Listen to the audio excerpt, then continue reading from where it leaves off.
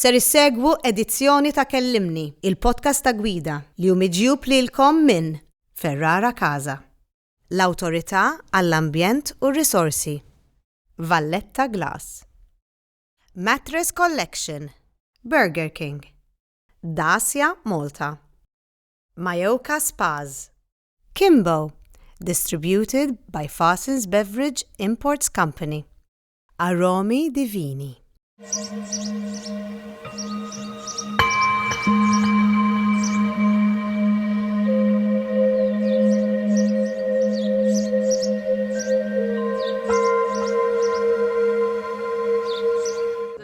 It-tfajla ta' Mark organizzat ikla ma' sħabhom fl-okkażjoni ta' eluq sninu. U dan Mark. Evita li jġrilek bħal Mark. Jekk trid torqod sew bil-lejl. Mattress Collection. Nilqakom għal Kellimni u llum għandi miegħi persuna speċjali ħafna l-eċċellenza tagħha Kolejro Preka. Grazzi ħafna tal-li ġejta xina naf kemm inti mħabta. Illum naqra under the weather ukoll, ġifieri. Grazzi ħafna tal-li ġejt. Grazzi lilek, Jiena milux iltqajt ma' persuna li hija l-qalbi ħafna. U din il-persuna għandha qisha l-età tiegħek. Li by the way, meta fittixt fuqek u sibt l-età tiegħek, God bless you, kemm tidher tajba. Ħafna. Għax dak xi ħaġa li nagħmel jien issa għamilt il-kalkoli tiegħi u għadd. Le, għalaqt 66. Għandik ta' sekkal, għal. U nirringrazzja l-Mulej kull ġurnata. God bless, tidher vera tajjeb. Din il-persuna l-età tiegħek u meta semmejt ismek xalu għajnejha u qalt li xi 30 sena ilu, tamparek, xi 30 sena ilu, kienet għaddejja minn separazzjoni. Kienet kifra. Kien hemm il-vjolenza domestika involuta, kellha tifel żgħir u meta iffirmat xi dokumenti, ħadet xi żball, iffirmat xi dokument bieħor, għażlet xi kelma boħra. Ma nafhomx id-dettalji, ma jinteressawniex id-dettalji, però dak li naf li ġiet għandek u inti solvejtila l-problemi kollha. Ejnta u kif tgħidli hi għalt li Mel għalt li salvatni dak il-ħin, għalt li please meta tara 30 sena wara. Għalt li please tell her thank you. Wara l-programm mbagħad ngħidlek x'isima. Kif tħossok meta ngħidlek hekk storja bħal di li persuna 30 sena ilu inti ejnta u litteralment biddiltila ħajjita? L-għonat tinħossni umiljata li qed ngħiduha public li din, ġifieri fis-sens di tiġi mill-fatt li jiena nemmen li aħna bħala umani hija fid-dmir tagħna li mhux jekk aħna tajbin aħna ninjuraw il-ħadd ieħor. Ġifieri nemmen ħafna li rridu nieħdu ħsieb tagħna nfusna ma rridu nieħdu ħsieb l-arna.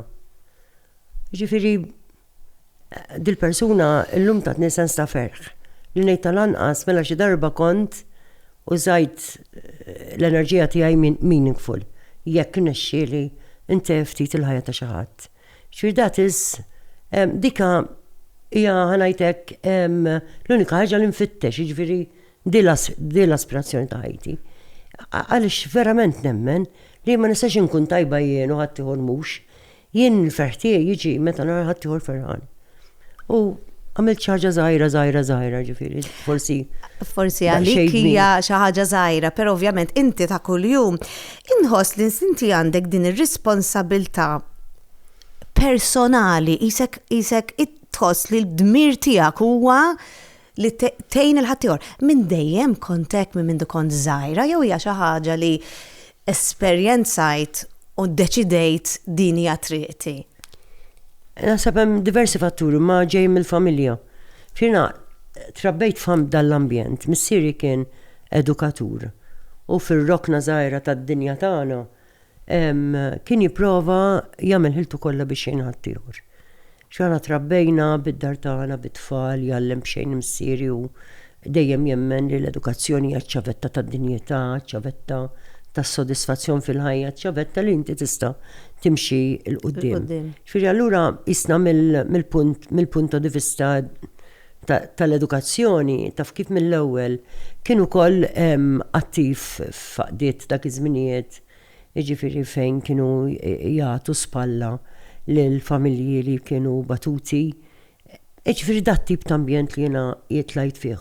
Minna l-oħra l-papà u l-mamà rabbewna li aħna l-grazzja tal-Alla ma kien jonqosna xejn, jiġifieri ħdej dawk iż-żminijiet, jiġifieri issa min qed jismana jaf il-kuntest ta' 66 sena ilu, 50 sen ilu, etc. Però rabbewna li mhux għax tajbin aħna tajjeb kulħadd, li aħna rridu nżommu saqajna mal-art, li manna qatt naraw il-ħaddieħor jew ma nagħtux kas ħaddieħor, u li rridu nagħmlu ħilitna fil-biċċa tagħna. Missieri kien jisħaq ħafna li ngħinu mhux miż-żejjed li għandna imma minn dak li għandna. Jiġifieri għalih hekk li tagħti spalla u li tagħti ħinek speċjalment għax il-ħajja jekk jiena nagħti sija għal xi ħadd, dik is-sija ma nirkuprajiex. Allura dik hija isa l-ogħla ħanajtek offerta li tista' tagħti minkejja li ovvjament fil-filantropija u dejjem għandek bżonn iddaħħal idek fil-but biex tagħti wkoll daqqatit minn dal-aspett, però fil-verità meta inti qed tagħti mill-ħin tiegħek verament dak il-ħin ma sax tgħid ħanġibu lura, imma forsi jekk daħħalt idek fil-but u tajt xi ħaġa, dak tista' terġa' tirkuprah. Jiġifieri jien trabbejt f'dan l-ambjent. Sek minn dejjem kienet parti tiegħek. U l-familja ta' xina ħuti ġurand 2 għanna fil-luħet minnom issa pass the way, imma żewġ ħuti li huma għallima, ġifiri l-istess, l-interess tagħhom fl-istudenti, jisna nara l-papa dawk iż-żminijiet. Imma mbagħad ħuti l-oħra għandi oħra li hija nurse pereżempju, mhux goes out of her way. L-istess biex tgħin u qiegħda wkoll fl-NGOs.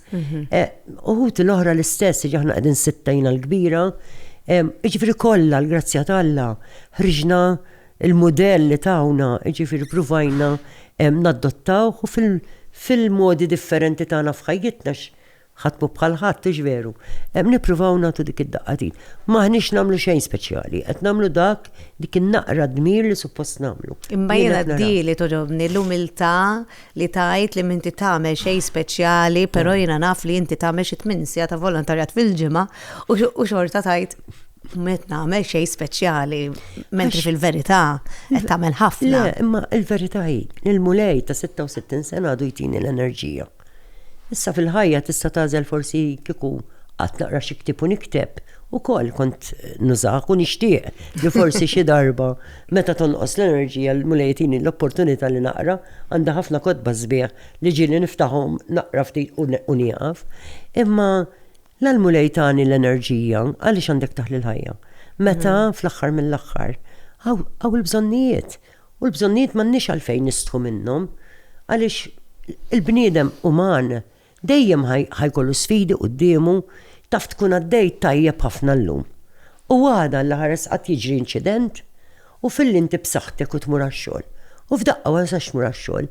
U allura l-inkam pereżempju tal-familja jonqos, għandek uliedek li mixin fl-iskola għalihom trauma kbira, qed tifhem xi rid ngħid jiġifieri f'dawn l-affarijiet ħatmu bħal ħadd. U jekk ħatmu kif taqbad tajt meħlus, ħatmu aħjar minn ħadd. Jiġifieri aħna rridu nħarsu għalhekk irridu nħarsu u naħsbu farna. Xirina pereżempju jkidduni ċertu kummenti ta' preġudizzju fuq jinnaf anka nies li ġew f'pajjiżna ħarbu mill-gwerra. Pereżempju, inkella ħarbu minn faqar estrem, jew ħarbu mill-persekuzzjoni. Dak l-individwu, dik l-individwa, dika jien xtajt l-aktar minnhom daw biex jiena twilet ġo Malta u ħaddieħor twilet. Fejn l-empatija. Fejn hemm it-tkissir u fejn hemm il-tqtil u fejn hemm il-persekuzzjoni. Qed tifhem xi rid ngħid, jiġifieri aħna biex aħna nkunu empatiċi, irridu nqedu lil nfusna fiż-żabur ta' dak li nkun biex nifhmuh. Jiġifieri mbagħad jiena forsi ġejja forsi min jismani jgħidi old school, dawn huma valuri li mexxewni u l-valuri li rrid nibqa' nimxi fuqhom. Jiena nisranija u kulħadd jaf. Għax ma nħbijiex. Però Alla li nemmen fih jien ħalaq il-kulħadd ġbija tiegħu. Mela jien irrid inħobb u nirrispetta l-kulħadd. Jekk jien inħobb l-Alla, you know, ġifieri dawn huma il-mod ta' kif nirraġuna. Però ġifieri b'dal-mod jien pereżempju persuna Musulmana għandha ħafna rispett liha. Għaliex again ara ma naħsbux li għax inkunu fil-Knisja Kattolika jfisser li ħanajdu hekk il-bib tal-ġenna miftuħ għalina biss, miftuħ għal kulħadd. Fil-fatt Christianity tal-mektub to be il-reliġjonijiet kollha li ma nippruvax nbidlek fir-reliġjon tiegħi ma nilqak bir-reliġjonijiet u bit-twemmin tiegħek. Ir-rispett, fimt, qed ngħid jien għandi ħafna ħbieb Musulmani. Nkun ħafna mal-komunità, imma l-komunitajiet diversi. U l-għaxqa tiegħi, anzi anka fix-xogħol li nagħmel jiena fil-Fondazzjoni tal-Wellbeing, għandna dak li ngħidulu l-interfaith dialogue. Fejn ġibu tfal flimkien mid-diversità sħiħa ta' reliġjonijiet, għax by the way tajjeb li ngħidu li anka l-Kristjaneżmu f'pajjiżna hawn xi 17 il-xelta differenti. U tarhom da tfal kollha jgħidu għalihom li r-reliġjon tagħhom xi tfisser u jgħidulek ċarutont. Jgħidulek il-bażi tagħha hija l-imħabba, ir-rispett. Mela hemm dil-communality bejnietna, di xi ħaġa li ġibna flimkien l-imħabba u r-rispett. Jekk kollha kemm aħna nkunu nafu kif inħobbu u nirrispettaw lil xulxin, ma jkunx hawn konflitt wieħed, ma jkunx hawn gwerra waħda, ma jmutx tifel u tifla wieħed jew waħda, kif sfortunatament mad-dawra tagħna hemm qed jiġri għax orrajt issa l-Gaza imma l-Gaza ara xħerba, ara kemm tfal tilfu ħajjithom. Sewa l-istess il-gwerra tal-Ukraine, ġifri kull fejn għaw ħafna konflitti hemm is-Sudan min jafx qed jinqatlu ma tantx nisimgħu. You know what I mean, ġifri jekk aħna bħala bnedmin. Iktar kompassjoni. Eżatt, inqiegħed li l-nifsi flok dak dik li qed għaddejjin minn traċedja, għaddejjin u nista' nifhem aħjar, imma taħt dan kollu jrid ikun hemm l-imħabba u r-rispett. U l-imħabba u r-rispett ukoll ġejjin mid-drittijiet umani. Biex morru nduru għal mod lajk, id-drittijiet umani ibbażati fuq id-dinjità, fuq l-imħabba lejra għajrek, fejn id-dritt li inti tħosslu tiegħek huwa taħt ieħor. Jiġifieri hemm ħafna affarijiet li mux għetnejt kullħat taw ħafna għadni ġeja wkoll mill-iskola ta' San Pawl il-Bahar u tara l-ġimil ta' xogħol li qed isir bis-saħħa ta' dawk l-allema ma' tfal li ġejjin minn kullu mkien, tfal li anka qed jagħmlu ħilithom biex jitkellmu l-Malti, biex jintegraw. Ġifieri m'għandniex nibżgħu minn dan. M'għandniex nibżgħu xejn minn dan, anzi għandna niftħu qalbna u għandna nħossu li aħna ma ġejniex fid-dinja biex nkunu waħedna, ma ġejna fid-dinja biex ngħixu ma' kulħadd. Fuq kollox il-frontieri tal-pajjiżi ma kinux jeżistu. Kienet pjaneta waħda nħolqot, il-frontieri jagħmluhom in-nies.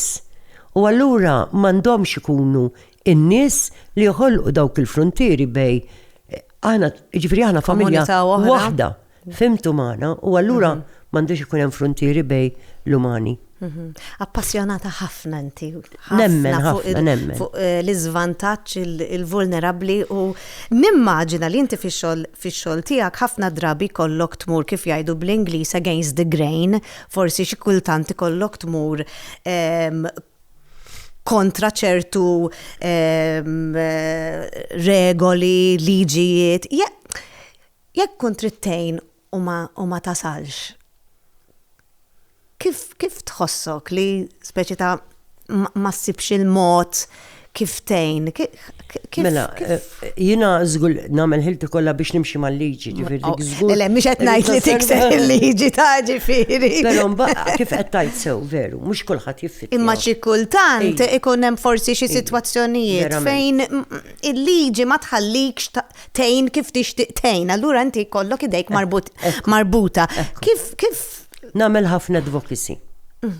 Namel ħafna advocacy ġifieri nitkellem ma' ma' awtoritajiet u batina persistenti ħafna, ġifieri minn xi waħda li tqajt miegħek għatlek kelma u tnieqaf hemm, ġifieri jekk nemmen bis-serjetà li l-ġustizzja titlob għal dak jinnaf għal nies li għaddejjem minn ċerta sitwazzjoni, titlob li għandu jkun hemm ħarsa tajba lej regolamenti u policies jew nibqa' nippersisti, ġifieri. Jew forsi għandu jkun hemm xi tibdil. Appuntu, eżatt, ġifieri nibqa' nippersisti u ma naqafx ma' l-ewwel persuna, ġifieri ħafna nies naħseb kif jaraw ismitiela fuq it-telefon, ġifieri qata. Imma jafu wkoll li jiena I stand up għal minu vulnerabli. Jiena vera, berbedli l-iżvantaġġ, diskriminazzjoni, il-vulnerabilità, il-faqar. U dejjem nitlaq minn dal-punt. Jien ma tajt xejn l-Alla aktar minn dak il-bniedem li għaddej minn dawn is-sitwazzjonijiet. Mela jien fid-dmir li nagħmel biċċa tiegħi biex jekk jista' jkun dik il-persuna tqum fuq sajja. Fix-xogħol tiegħek ovvjament inti tiltaqa' ma' ħafna sitwazzjonijiet u min jaf kemm tisma' stejjer u min jaf kemm jiġu nies għandek u nista' nara li inti dalgħodu qomt rajt il-gazzetta u bqajt imdejqa fuq għall-biċċa tax-xogħol għax inħoss li tqanqallek ħafna dwejja. Kif jirnexxielek kuljum tikkontrolla daw l-emozzjonijiet, daw l-sfidi emozjonali li inti ma tħallix daw l-emozzjonijiet qishom jaħkmuk lilek. Timmanagġja li tajt, all right, issa I have to let go. Jew nibqa' nippersisti ma qed tfakkarni fit-tifla tiegħi. It-tifla tiegħi tħeġġiġni, tifla tiegħi hija psikologa. U tħeġġiġni ma mur supervision, mur speċi tagħmel debrief b'mod professjonali. Imma jiena qatt ma mort għal supervision, ġifier fi żmien tiegħi meta bdej dal-affarijiet qas kienu jissemmew dawn l-affarijiet. Lil kollegi tiegħi ġifieri in-nies li jaħdmu fil-fondazzjonijiet fejn naħdem jiena dawna kollha jridu jagħmlu supervision. Għax ma rrid il-ħadd. Supervision, it's like a talk therapy. It's yes, sort of. Yes, and it's guidance and debriefing. Okay. U ninsisti. Support. Marrit nar, support. Marrit nar għal-ħat jinħaraq. Pero jien nirringrazzja l-Alla, ġifri jessa ma nafx. Mux qed ngħid li ma jġux momenti fejn verament ikolli toqla f'qalbi, imma mbagħad ħaġa tal-iskantament jinqala xi ħaġa, that counterbalances.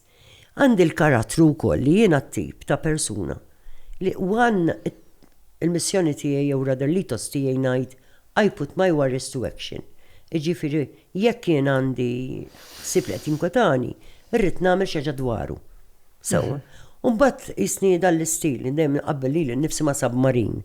Submarin jinżel imissil il-baħar u jerġa' jitla'. U jien hekk nagħmel immissil il-baħar, mhux il-baħar insomma. Immissil tagħha l-istorja, imma mbagħad għax inkun ġaħsibt x'nista' nagħmel about it. Ġifiri, inti jisek dejjem in the I can fix it mode. Jisek dejjem fil-fatt waħda mid-domandi tiegħi kienet tkun fil-ħajja tal-eċċellenza tagħha. Hemm spazju għal Mary Louise? Għax hemm Mary Louise, ġifieri jiena assolutament, ġifieri l-eċċellenza tagħha jiena għax jiena nħossni li jiena minix differenti minn ħaddieħor. Kulħadd iġor responsabiltajiet tal-rwol tiegħu fil-ħajja. Ġifieri forsi din jien jekk nintaqa' ma' ommet trabbi ngħid għandha ħafna responsabilità. Din qed tagħti ħajjitha għal dat tifel dit-tifla u qed tagħti mhux biss tat-tifel bħala individu, imma biex dak it-tifel fis-soċjetà tagħna jikkontribwixxi. U allura qed jgħin il-kulħadd. Jiena kien ħares lej nies għandi ġew minn kif għadd mill-iskola ta' jiena ndur ħafna skejjel.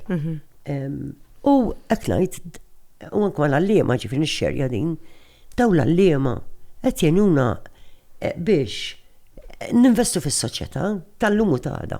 Ġifieri x-xogħol tagħhom prezzabbli, ġifieri dawk m'għandhomx responsabilità. So kulħadd għandu responsabiltajiet differenti. Issa mbagħad jien inħobb li nagħmel. Jiġifieri allura jien vera nagħti xi 80 siegħa fil-ġimgħa volontarjat. Kif? Imma ma qasin stess kull dan ngħid kif.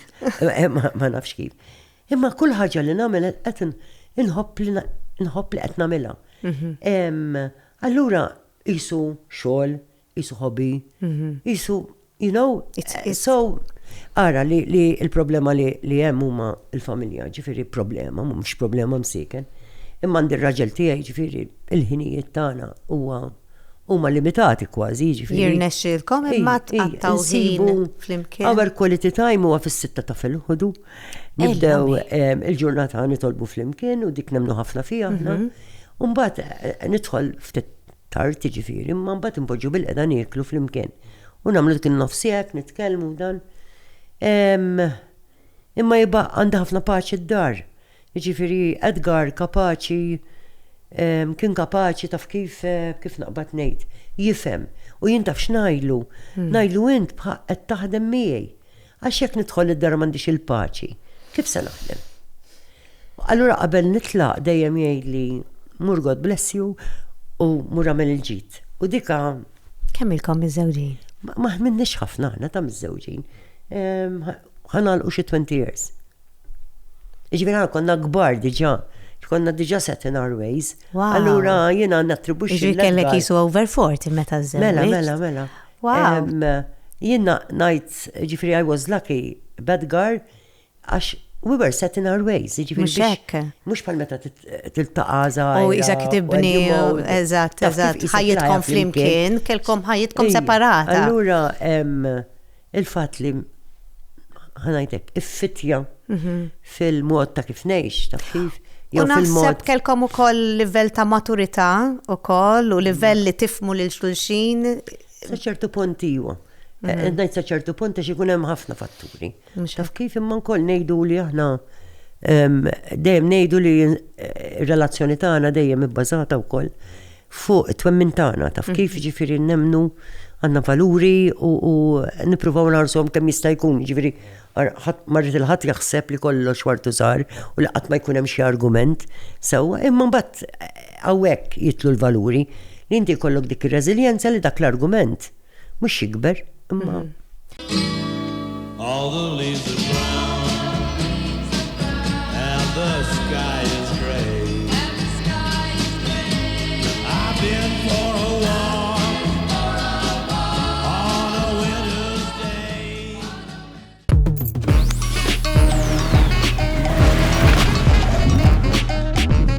Welcome to Burger King.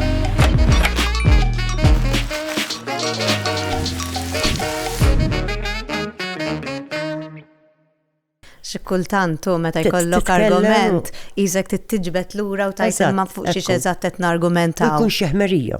Ħafna drabi. Eżatt. So ġifieri dawn l-affarijiet. Inti kont waħda mill-iżgħar nisa li ġejt mara wkoll, it-tieni mara President u kont għadek żgħira, l-iżgħar waħda.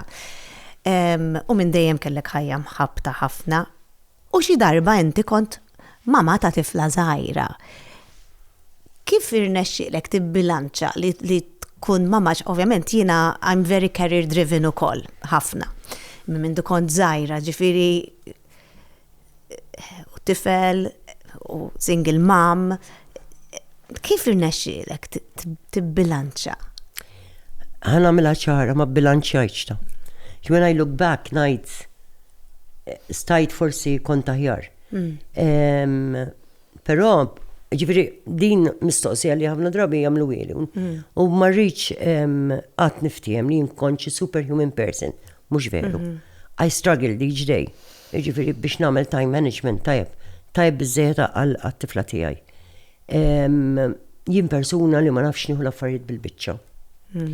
Allura all or nothing. Eżatt. Ġifieri għamajder jekk kasata l-argument kont fil-parlament, jew vera dedikata, u qed nipprova nservi taf kif, jew mbagħad ma ħossniex tajba. No half measures. Però kont nivvinta wkoll il-ħinijiet tagħna kif ħajkonna l-opportunità nitkellmu, per eżempju. Quality time. Iva, quality time. Per eżempju, dejjem ħatta l-iskola. Dik l-aġenda tagħha. Ma ġifieri nitkellmu fuq xi street. U ġieli ndiskutajna tkun qed titgħallem xi ħaġa fil-geography, il-forum tal-isħab, to that extent. Iva. Għal xi ħaġa li kienet tkun qed iddejjaqa. Qabel torqod, ġifieri li nagħmlu mezz li b'xi mod ngħidu talba fl-imkien għax kont daħħaltilha f'rasha, mhux daħħaltilha f'rasha, kont nispjegalha that the family that prays together stays together. Allura ġieli kont nkun il-Parlament nitkellem u tgħidli ma it's bedtime u noħroġ insewwa x'ngħidu t-talba.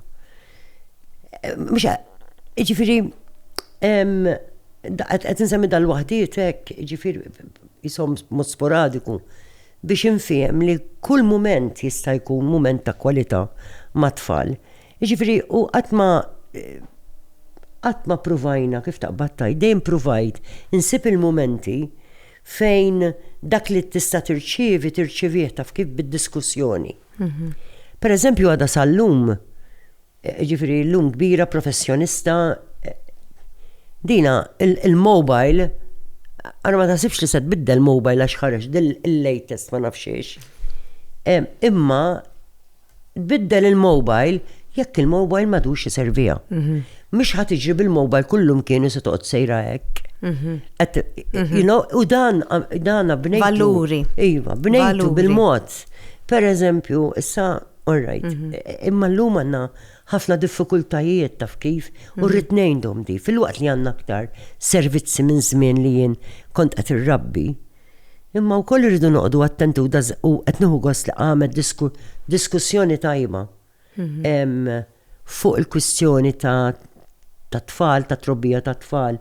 Vera telqet mill-punt tan-nuqqas tal-birth rate tagħna, jiġifieri li għax il-popolazzjoni Maltija qed tiċkien u tiċkien, imma jien nixtieq noħodha wkoll mill-angolu ta' x'qed kif taqbattajt mill-angolu anke soċjali u l-kemmu meaningful. Ġifieri il-kwistjoni ta' tfal kif aħna qed nappoġġjaw. Jien pereżempju ninkwita ħafna li għandna tfal li ta' ftit xhur qed jispiċċaw il-childcare. Mbagħad jinġabru, ġifieri minni filgħodu jinġabru tard wara l-offsinar. Imma do you blame them? I don't blame, le. Eżin mhux qed nistaqsilek retorika il-domanda għax. Le, ma jistgħux. Għax forsi jiena fortunata li għandi l-ommi u missieri u fortunata li forsi għandi flus biżejjed li m'għandix għalfejn noħroġ naħdem, imma forsi ħadd ieħor. La, ġifieri jiena definittivament din mhix blame game. Din għandna bżonn a national reflection kif jidher li s-saħħa taqbad ftit mhux ħażin. Li ngħinu iktar, nistgħu ngħinu. Ġifieri aħna it-tfal il-perjodu minn 0 sa 6 huwa kruċjali għal dak li hija l-kumplament tal-ħajja. Il-kumplament tal-ħajja, il-bqija tal-ħajja. Issa qed nibni dar u jekk jiena ħanuża ġebel tajjeb fil-pedament, mela d-dar se tibqa'. Dawn l-early years, is-snin bikrin, huma importanti. U l-attachment, jiġifieri m'għandniex ċans to attach ma tfal u tfal jetteċċew ma, għandna problema. Kollhom għal-ħajjithom kollha. Issa, jien mhix qed ngħid iċ-child care għamlu jien ngħid rivoluzzjoni fil-pajjiż tajba biex min kien importanti għalih għall-inkam tal-familja to cope. Imma mbagħad anke l-ekonomija ġenerali ta' pajjiżna fl-aħħar mill-aħħar. Fil-waqt li jiena s-soċjali l-bniedem huwa fiċ-ċentru ta' kollox, imma l-ekonomija wkoll importanti fil-pajjiż. Imma rridu nsibu l-bilanċ, ġifieri għandna bżonn naraw kif se nagħmlu work-life balance bis-serjetà. Jien kieku m'għandix problema flok għas-saħħa tal-argument tibqa' titħallas il-paga sakemm ngħidu tal-anqas tfarfret forsi naf ejjer. Jew forsi work from home. Jew work from min jistax, min ma jistax. Imma forsi noħolqu xogħlijiet. Hemm ħafna job sharing jista' jsir. Hemm ħafna ġifieri we need verament naħsbu u wkoll naħsbu fil-kuntest ta' pajjiżna. Jiġifieri naħsbu wkoll outside the box għalija din. Issa tgħidli allura da din l-ispiża jinnaf li nħallu l-om tista' jew il-missier għax ma rridx ninsal il-missier aktar id-dar mat-tarbija u min se jagħmel tajjeb. Irid jagħmel tajjeb l-istat. Ma jistax jagħmel tajjeb għal kollox l-employer, diġà għandna l-affarijiet xejn diġà bażi. Jiġifieri di bħal kollox, jiġifieri jekk aħna rridu soċjetà b'ċertu mod. Bas ix noqogħdu ngħidu l-istat irid jagħmel tajjeb, it-taxxi tagħna iridu jiġu investiti fl-affarijiet li ħajamlu pedament tajjeb għal uliedna imma għas-soċjetà tagħna. Jiġifieri u ma nistax noqogħdu nittardjaw jekk nafu li għandna ixu ejja ħallamlu diskussjoni. Ejja kemm jista' jkun involvu nies. Ejja ħalli nipparteċipaw f'xi ħaġa li mhux tiċċappas bil-politika partiġjana u nimxu l-qoddim ħalli naġixxu. Għax kull ġurnata li tgħaddi ġranet li qed ikunu mitlufin. Jiġifieri jiena fil-waqt li l-mara importanti li tagħti sema fl-ekonomija tal-pajjiż imma daqstant ieħor huwa importanti li dik l-omm tilħaq u l-missieri li jiżviluppaw l-attachment li hemm bżonn ma' wliedhom u l-ulied mal-ġenituri tagħhom. Jiġifieri ma nistgħux ikollna all the cake and taf kif. We need to sort out x'jaqbel għat-tfal l-ewwel net għal-ġenituri wkoll imma meta qed ninvestu fit-tfal, qed ninvestu fis-soċjetà tagħna. Ġifieri ma noqogħdux naħsbu li għax qegħdin nissapportjaw daw il-familji bit-tfal ifisser li aħna isna qed nagħmlu xi pjaċir lil dal-familji, qegħdin ninvestu fis-soċjetà tagħna, qed ninvestu fina nfusna. Ġifieri mbagħad hemm ċertu issues inti semmejta isma' da mhux tort tagħhom, of course not. Imma għandna sitwazzjonijiet fejn bil-forsi rridu jaħdmu. Għaliex kif se jħarsu il-proprjetà, kemm jekk tixtri, kemm jekk tikri. Hemm ħafna issues, jiġifieri li rridu nikkonsidraw għalhekk għandna bżonn. Anke kważi min qiegħed sew finanzjarjament jaħsibha darbtej jekk ikollhom xi tieni tarbija. It's a matter of money. Exactly. At the end of the day. A matter of means. Jiġifieri għalhekk għandna bżonn a holistic reflection nazzjonali, kulħadd irid jinvolvi ruħu u min jista' għandu idea għandu jressaqha. Għaliex din mhix xi ħaġa li se taffettwa lilna l-kbar imma taffettwa lilna lil ta' għada u ta' pitada. U nibqgħu sejrin, ġifieri u m'għandix tiċċappas politika partiġjana di bl-ebda mod. Għax dak li jiġri mis-soċjetà tagħna llum se jirrifletti fis-soċjetà tagħna għada. Jien għandi ħafna l-qalbi nisa li jkunu għaddew minn separazzjoni, li jispiċċaw b'xi 3 tfal, li il-missier ma jħallas il-manteniment, jew jħallas meta jrid, li dik il-mara tispiċċa b'3 tfal, 2 tfal, titoħroġ taħdem, m'għandha ħadd min iżommilha tfal. Meta jiena kont għaddejja mill-separazzjoni tiegħi u kont għamilta pubblika fuq social media, l-ammont ta' nisa, sa' jena ma' blessed, ġifieri l-ex-raġel tiegħi very present, però l-ammont ta' stejjer li batuli dawn in-nisa li jgħiduli I can't cope. Jiena dija ħaġa li nixtieq li jsir xi ħaġa fuqha f'dal pajjiż li dawn in-nisa intuhom iktar support, speċjalment daw in-nisa li kif qed ngħid jispiċċaw u llum il-ġurnata mela għandek appartament jiswa ċertu ammont ta' flus, mela da titbieħ u taqsmu fit-tnejn. Jispiċċaw m'għandhomx biżejjed flus biex jixtru proprjetà għalihom u qed tinħoloq il-povertà hekk ukoll.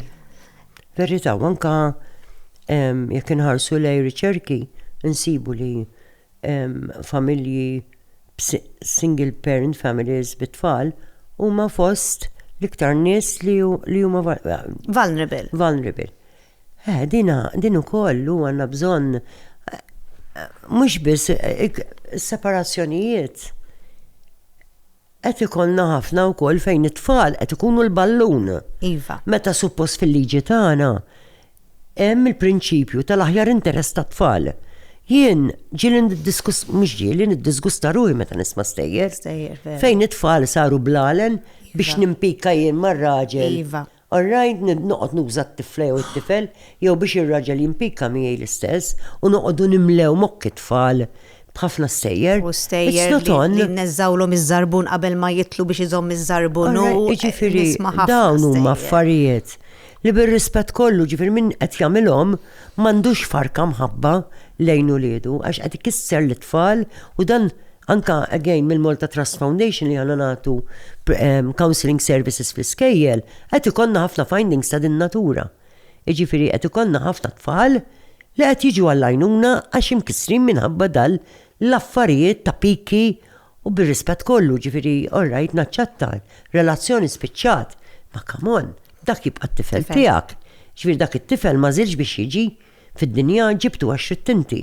Mela allura plejsa, dmirek u dmirek ma jfissirx li hekk serraħt il-kuxjenza u tajt il-manteniment u għaftem, imma dmirek ukun ukoll li inti toffri l-istabilta. X'allura l-prinċipju tagħna imnaqqax fil-liġi, imnaqqax fil-konvenzjoni dwar id-drittijiet tat-tfal. Tal-aħjar interess tat-tfal qed narmuh u laqqas qed nagħtu kasu. Ġifri daw l-issues qed jikkreaw hardship kbira, tkissir mentali, mbagħad no wonder għandna ħafna issues ukoll tal-mental well-being fit-tfal tagħna. U noqogħdu ngħidu isna kull darba skoprejna l-Amerika, jiena raw ir-root problem x'inhi. U niskopru li għandek persentaġġ ġej anke minn dan. Il-kwissjoni ta' poverty, of course. Iva, din bil-forsi. Taħseb li nafu biżejjed il-level ta' povertà li għaw f'Malta, jiġvi nafu biżejjed il-viewers li qed jarawna. Għandna viżjoni vera reali tal-povertà. Jiena nintaqa' ħafna nies u meta nsemmi pereżempju xi affarijiet jibqgħu skantati. Ma jemnux li jeżistu ċertu każijiet. Ġifieri issa pereżempju numru ta' NGOs qed jitkellmu fuq homeless, li qed jiżdiedu homeless. Dan l-aħħar kienu qed jgħiduli li anzi kienet fil-gazzetti din, il-YMCA tkellmu fuq l-istatistika tas-sena li għaddiet u qalu li jiżdiedu ħafna l-homeless is-60 plus. Jiġifieri anzjani, jiġifieri. Għax m'għandhomx biżejjed pensjoni. Hardship kbira din għal kulħadd imma immaġina tkun ta' ċerta età u tispiċċa, m'għandek saqaf fuq rasek. Ġifieri jiena nixtieq li aħna mhux ġilin pereżempju qed nitkellmu u jambattarhom imorru jagħmlu dwiefer u jmorru jagħmlu xaru. Imma sorry, ġifieri qed tipprova jurabix realtà. Għaliex mhux kulħadd imur jagħmel id-dwiefer, mhux kulħadd jagħmel il-dan u sorry laqqas nixtieq jien nara mara li għaddejja minn ċertu dulur allura di ma żommx ruħha. Sewwa ġifieri xirridu aħna naraw mhux biżejjed naraw ċertu affarijiet, xi mhux qed ninkoraġġixxi li ma jkunx hemm the right way of budgeting. Sewwa anzi, min ma kellux mudell għandna illum żgħażagħ u adulti li ma kellhomx mudell. Ma kellhomx mudell, ġifieri ma kellhomx u missier li qegħdin jaraw li jafu kif għandhom qasmu l-affarijiet. Aħna kollha prodott tal-ġenituri tagħna. Sewwa, issa min mħabba ħaġa u min mħabba oħra, imma għandna minnhom daw m'għandhomx tort, ejja ħanenuhom ħalli jifhmu lil irridu jagħmlu dat tip ta' budgeting qabel ċertu affarijiet imma ma jfissirx noqgħod nuża l-eċċezzjoni to drive home isu kulħadd hekk le sorry. Għax qed tagħmel dis-servizz lil minnu verament fqir. Lil min verament għandu bżonn għajnuna l-ispalla tagħna. Fuq kollox, kulħadd jitkellem fuq il-ġustizzja soċjali. Ġustizzja soċjali di tfisser li jien għandi daqshekk, ħadd għandu daqshekk u jien irnati spalla l-ħaddieħor biex ngħinu ħalli jekk ma jsirx bħali imma tal-anqas jgħix mod din jutus. Real iva, il-povertà teżisti. U l-povertà llum laqas tuħu xejra biss monetarja. Għanna, jina lija jekk għanna tifel ġo skola li m'għandux il-laptop. Dak faqar ukoll. Ġifiri issa da faqar, għandu l-faqar u rajt monetarju. Ma, hemmhekk ninkwita ħafna jien għax tifel li għandu ċans bl-edukazzjoni jimxi il-qudiem u jekk ġej mill-faqar u koll ikun ġej minn faqar, inkisru ċ-ċirku interġenerazzjonali tal-faqar. Tifhem ġifri. Tejnu. Per eżempju, kell għandek dak it-tifel li fuq l-spettru tal-awtiżmu non-verbal u għandu bżonn assistive device u mhux qed intuqulu. Dak wkoll qed inċaħduh mill-aċċess għall-edukazzjoni. Ġifri ħajjistagna. għandha marriċ hemm ħafna aspetti. Jew inkella jien naf għandna tifel ġo l-iskola li qed jidentifika ruħu bħala jien naf Tifla. gay jew trans u noqogħdu warbu u noqgħod minflok nagħllem l-tfal dak it-tifel bħal ħaddieħor, jew tifel migrant. Ġifieri għax imbagħad minn fejn it-tfal ma jitwildux bi preġudizzi.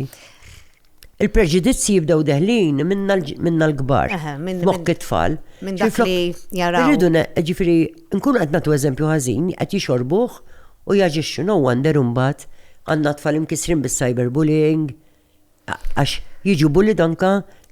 Jiena it-tu sens tiegħi fuq l-edukazzjoni li ovvjament għamilt 20 sena bħala l-lema, jiena ddeċidejt nitlaq bħala l-lema meta jien kont nallem l-Ingliż, language u literature tajjeb u mill-letteratura u l-language hemm ħafna modijiet kif tallem fuq il-ħajja, speċjalment bil-poetry tajjeb.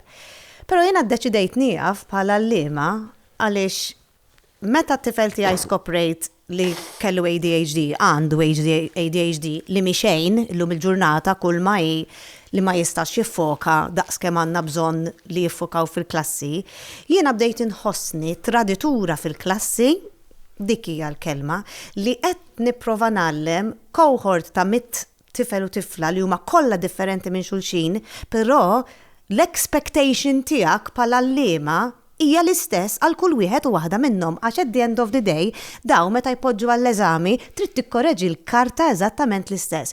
U jiena dik ma kontx ferħan, ma rridx nagħmel iktar għax inti forsi taf tikteb ħafna, dak jaf jitkellem, liħor jaf ipinġi, però jiena hekk kelli nagħmel, kelli intik assessment.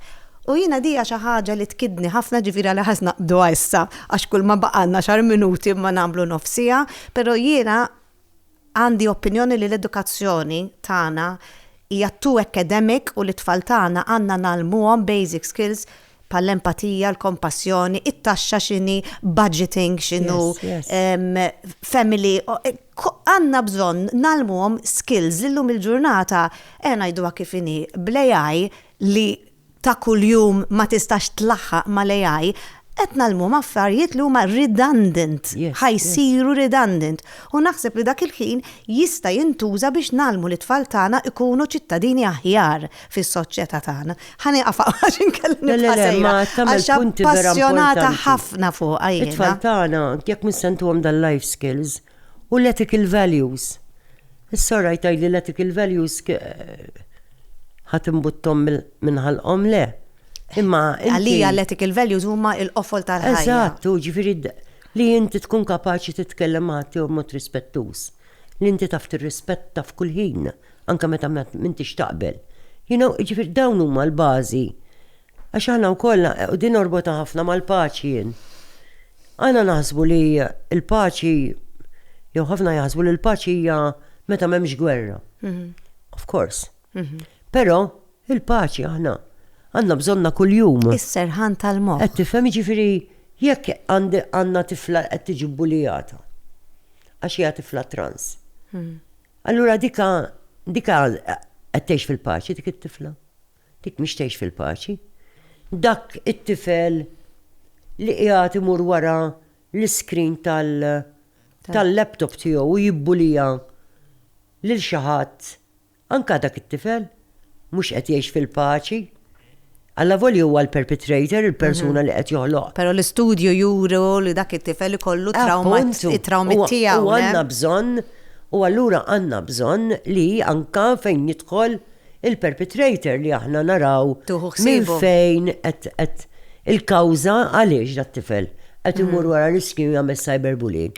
Jiena ma ninsaqat meta l-fondazzjoni tal-Wellbeing konna organizzajna Wellbeing Conference ta' tfal, għat-tfal, fuq bullying u smajna tfal jitkellmu fl-aħħar mill-aħħar l-issues ta' tfal jekk jitkellmu huma nistgħu nifhmuhom aħjar, bla dubju. U dat tifel qed jitkellmu fuq il-bullying. U dat tifel qal immissa imkien tama u paċi qal. U speċi ta' għax qabel jibbulijawk ġol iskola. Missa tmur id-dar u anka d-dar jibbulijawk. Għax ikun hemm is-soba is-cyberbullying. Xifieri daqshekk illum it-tfal tagħna qegħdin at risk li tilfu s-serenità fil-ħajja, dik il-paċi tal-qalb, dak is-serħan ta' moħħ. Ġifieri laqqas id-dar ma jsibu il-ħajta kien. Palissa dejjem f'kampanja kbira bħala il-Foundation tal-Wellbeing qegħdin induru l-iskejjel wara ħafna xogħol, ġifieri on one hand qed training lill-professionals biex ikunu biex nibnu support system ma' tfal. Mbagħad qed induru l-iskejjel u nqassmu dawn il-flashcards with a number of steps, ġifieri għandhom pass wara l-ieħor x'jistgħu jagħmlu to protect themselves it-tfal. U jiena li qed immur insomma nitkellem magħhom qed nisħaq fuq il-fatt li għandhom jieħdu ħsieb tagħhom infushom. Ma jistax ikollhom pop-up qed jilagħbu hemm pop-up u jitfaċċa xi ħadd laqas nafu min hu naqbdu nparlaw għax ġew ħafna stejjer ta' nkwiet. Imma ma naqafx hemm mhux ħudu ħsieb tagħhom infuskom biss, imma anke ta' ħadd ieħor tal-oħrajn. Għaliex u dem nuża dal-eżempju, imma jekk kien kelli xi ngħid ma xi ħaġa l-klassi m'għandix immur id-dar imbagħad u noqgħod nitajjar minn wara l-iskrin. Ġifieri. Jew twebbel il-ħaddieħor u tagħmel gang għax ġeneralment l-affarijiet mill-esperjenza tiegħi meta persuna jkun bullied ikun hemm persuna oħra li ma ħaġġib 5 persuni oħra, allura dik il-persuna tħossha. U illum m'hemmx għalfejn jġibu persuni. Għax bl-AI you can do anything. Ġifieri aħna ftit ilu ma nafx għandekx konoxxenza ta' din l-istorja ta' dażżagħżugħ li daqet jiċċattja ma' xi ħadd online u baqgħet insomma minn qed jiċċattja ma' tfajla. U beda jinqata' mit-ħbieb għax għalli għandu tfajla. Insomma, u naturalment qed jiftehmu biex jiltaqgħu da kollu. Dat-tifel beda aktar jinsisti li għandhom jintaqgħu u fl-aħħar dan isir jaf li din kienet AI. Ġifieri it-tfal qed ngħidilhom AI, u mbagħad ngħidilhom imma robot, imma mhux. U dat-tifel ġifieri spiċċa vera ħażin.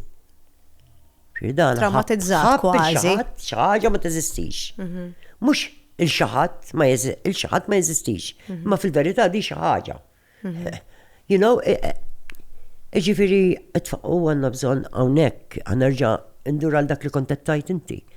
Kemm għandna bżonn nagħmlu tfal is-sistema edukattiva tagħna li tkun miftuħa mhux marbuta biss mal-akkademja. Mal-parti akademika, mal-lum il-life skills iridu jkunu verament b'sakkithom fit-tfal tagħna.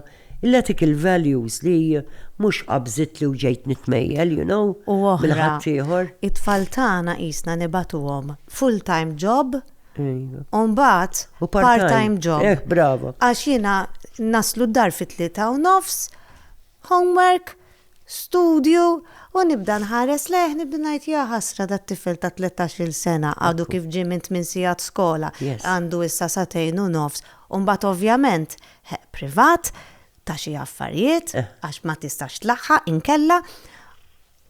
Anyway, jiena fl-opinjoni tiegħi tinbidel għat-tfal. U t-tfal jinkollu jitkellmu fuq stress. Mhux hekk. U ansjetà. Jiġifieri jien u nitkellem ma' ħafna u ħafna tfal. Dal-għodu l-make-up artist tiegħi qalt li ħadet it-tifla tagħha l-iskola u bdiet tibki għax kellha test. Stress. Is-7 ta' filgħodu, tifla ta' 10 snin, għandha għalfejn biex tmur l-iskola tibki għax għandha test. It's sad, oh, it's very sad. Ġifiri, we need to tackle this. Xejla d-dajja di tal-istress mit-tfal jgħidulna ma natux kasom edin. U l-ansjetà, u l-ġenituri jafu. Imma mbagħad hemm flip side oħra tagħha, jien għandi niftakar. Qed mal-lema u qed tgħidli li dina ddeċidiet on her own steam, ġifiri some years back, li ma tagħtix homework. U mbagħad kellha parents jaqbżu fuqha li mhux qed tagħtihom homework. Jiena fil-holidays ma kontx nagħtihom homework. Għax konna ngħidulhom dawn ma holidays. Yes. Ġifiri għandek. Ġifiri mbagħad mill-lat taqlaħħa xorta. Ġifiri aħna. Anka l-ġenituri, aħna l-ġenituri rridu nitgħallmu. X'inhu tajjeb għall-uliedna u mhux moħħna biss. Għax anka il-perspettiv li tajna, il-perċezzjoni li tajna ta' x'inhi l-edukazzjoni. Mur tallem l-iskola, ħajkollok ġob tajjeb, taqla l-flus. L-edukazzjoni l first and foremost hija biex inti tkun tajjeb miegħek innifsek għall-benefiċċju tiegħek li inti qiegħed fejn qiegħed, kapaċi tikkomunika, kapaċi titkellem, qed taħdem fiex qed taħdem, kapaċi ġifieri anke l-mod ta' kif inħarsu lejn l-edukazzjoni. Naturalment, jekk imbagħad u mhux l-edukazzjoni akademika biss, sorry. Jien daqs kemm naf nies ta' snajja, first class, daqs laqwa akademiċi. Ġifieri għaliex nivvalutaw biss il-parti akademika. Rridu nivvalutaw u għalhekk imbagħad nibdew niddefinixxu n-nies għax ankaw joħroġ qisu kważi preġudizzju lejn nies li jaħdmu vokazzjonalment. Għandna bżonn nifhmu li it-tlaqqija kollha tagħna sabiħa u t-tlaqqija kollha tagħna bħala soċjetà għandna bżonna biex nimxu l-qudiem bħala pajjiż. So rridu nivvalutaw kollox, il-parti akademika, parti vokazzjonali, imma fuq kollox. Naraw fiċ-ċentru ta' dan kollu hemm it-tfal tagħna. U t-tfal tagħna għandhom bżonn jagħmlu full-time u part-time job kif spjegajta inti? Le ma naħsibx. Naħseb li spiċċanna l-ħin. Pero ħadd pjaċir ħafna nitkellem miegħek u għandi xi 20 domanda oħra kieku x'insaqsik. Però ħajkonna nifqu hawn nirringrazzjak minn qalbi tal-ħin li tajtna hekk u qabel ma titlaq ħantuk xi affarijiet żgħar xi naqra rigali. Tajjeb, naqra gifts. Ma tista' tihom il-ħadd ieħor ukoll. Jien antihom lilek. U mela ħanusibhom jien. Għamel int. Tajjeb, grazzi ħafna. Napprezza ġifieri ma rridx nistema'. Mela, bil-kaxxi. Ija bil-kaxxi. Għawek għandi rigal minnant Kimbo da kafe. Kafe Kimbo, ġifi forsi kollu bżonnu. Grazzi lil-Farses Beverage Import. How nice, u bil-kikra u bil- Mela, għandi fwiħa United Colors of Benetton, grazzi lil-Taġbix Perfumery. Il-Marelli għaw jisu faġġi l-Christmas. Għandi naqra ta' xema ħelwa, grazzi lil-Valletta. Ceramics. Valletta Glass. Ja, glass mu ceramics. U jina saqsejtek fil-ħajja tal-eccellenza taħħa, hemm post tal-Mary Louise. Mela, jaħantik xi ħaġa li twedni li ħatati sija lil-Mary Louise. Għanna trattament, grazzi lil-Majoka. Thank you, Thank you. Ħudik il-nofsija, nofsija nasib riktar. U naqra pampering, self-care. Għax importanti. Basta nkun nistaw iġa bil-telefon. Le, il-telefon on silent, xejn, emmek. Għax huwa importanti li meta tkun persuna tal-kapacità tiegħek, tal-level tiegħek li dejjem tagħti xi kultant we need to charge the battery to be able to carry on. Verament. Grazzi ħafna. Grazzi mill-qalb. Grazzi li kont miegħi hawnhekk u qabel nagħlaq nixtieq nirringrazzja lill-sponsors personali tiegħi lil Morgan għall-ħwejjeġ, il-ħerba jalisna l-xari, Gebvella għall-makeup u l-Luxonas għas-sett.